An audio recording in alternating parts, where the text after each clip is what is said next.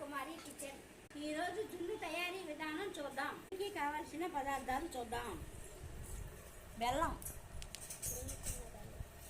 బెల్లము, యాలకుల పొడి, మిరియాల పొడి, పాలు, అర పాలు, కామధేను, పాల జున్ను పౌడర్. మీరు మామూలుగా షాపులో అయినా దొరుకుతుంది, అమౌంట్లో అయినా చేసుకోవచ్చు. ఓకే, కలుపుకుందామా? కలుపుకుందాం. నేను అర పాలు కలుపుకుందామా మోహన?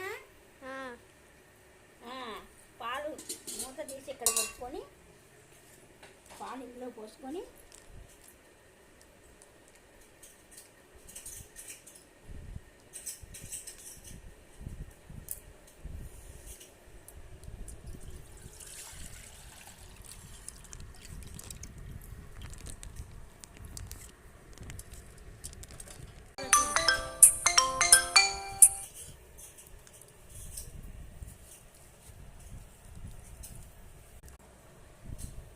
కలపండి. ఏలుకులు మోహన ఏలుకులు వేసుకుంటున్నాం.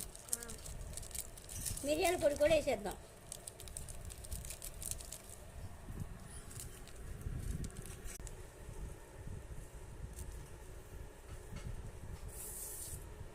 ఇప్పుడు కామధేను వారి పిండి, నేను జున్ను పౌడర్ వేసేద్దామా మోహన?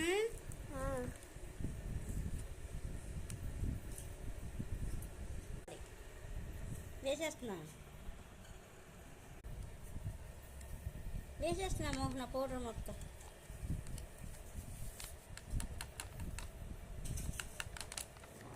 ఈ పౌడర్ని ఉండలు లేకుండా మొత్తం చక్కగా బ్రష్ చేసుకోవాలి. అంటే దీంతో కూడా బాగా ఉండలు లేకుండా తిప్పుకోవచ్చు.